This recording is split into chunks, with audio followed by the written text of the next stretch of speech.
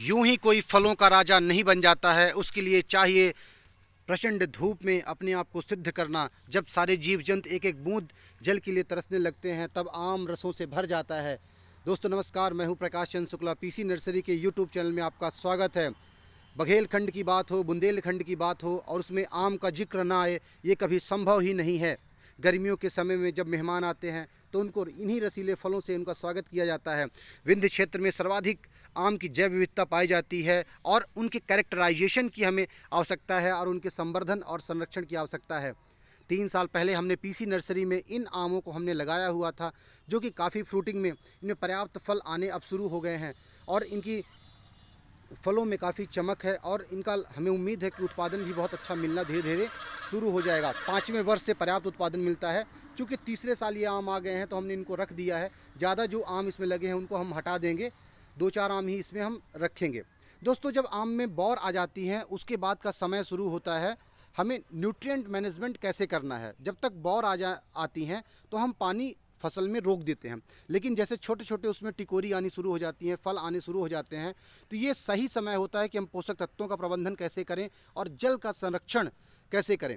तो यदि हम बात करते हैं पोषक तत्वों की, तो जब छोटे छोटे फल आ जाते हैं उस समय हमें पोटेशियम और कैल्शियम की सप्लाई हमें पर्याप्त देनी चाहिए। नाइट्रोजन भी हमें देना है, लेकिन यूरिया के एमाइड फाइम में हमें नहीं देना है। तो पोटास और कैल्शियम हम देते रहें। नेचुरल तरीके से भी आप दे सकते हैं और केमिकल तरीके से भी आप दे सकते हैं। और इसी समय में हमें जल का बहुत महत्वपूर्ण स्थान होता है।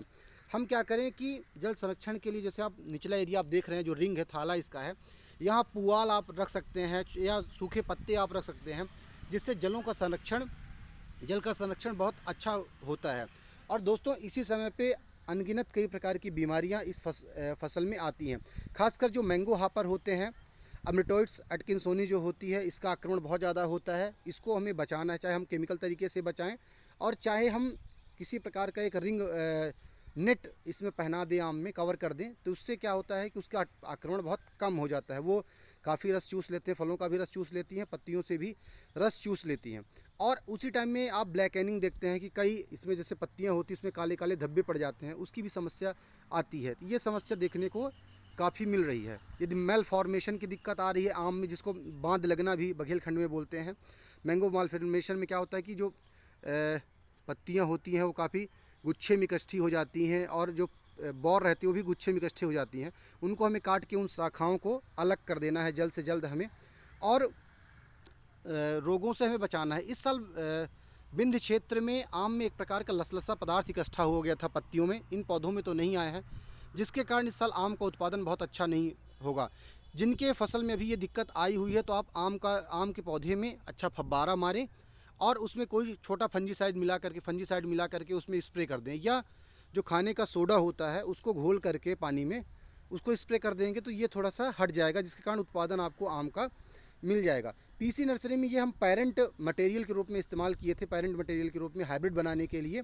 तो ये तैयार हो रहा है। इसी प्रकार से कई श्रृंखला हमने अलग अलग किस्मों की local germ plasm Madhya Pradesh Uttar Pradesh से जो मिले थे, इनको हम यहाँ संरक्षित कर रहे हैं। तो इनको भी पेरेंट मटेरियल के रूप में हम इनको प्रयोग करेंगे। इसके अलावा कई श्रृंखलाएँ ये हमने आम की लगाई हुई है इस फार्म में। चूँकि ये गर्मी का समय है, मई का महीना लगा हुआ है, तो ये मेंटेनेंस, नर्सरियों में मेंटेनेंस का समय होता है। ये नया नेट हाउस का हम निर्माण करेंगे पीसी नर्सरी में, इसकी मार्किंग हो गई है, आगे हम नेट हाउस बनाएंगे।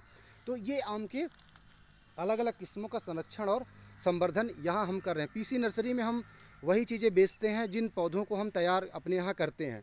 और पीसी नर्सरी का उद्देश्य केवल हम पौधे बेचना नहीं है, हम यहाँ कोशिश कर रहे हैं कि जितनी भर अपने क्षेत्र में जो भी किस्में आम की थीं, जिनमें या तो अचार का गुण उनमें बहुत अच्छा था, या उनमें काफ़ी देर समय तक वो आम चलते थे, या मिठास उनमें अच्छी हो, विभिन्न गुणों को हम ध्यान में रखते हुए मैंगो के कैरेक्टराइजेशन का हम काम कर रहे हैं। मैंगो ब्रीडिंग पे भी हम काफ़ी काम कर रहे हैं। हमारा उद्देश्य है रिसर्च करके ट्रेडिशनल जो चीज़ें हैं, जो परंपरागत चीज़ें हैं, उनको हमें संवर्धित भी करना है, उनको बचाना है, और मॉडर्न में भी उस जर्मप्लाज्म को प्रयोग करके हमें हाइब्रिडाइजेशन भी करना है और अलग अलग गुणधर्मों के पे हमें काम करना है।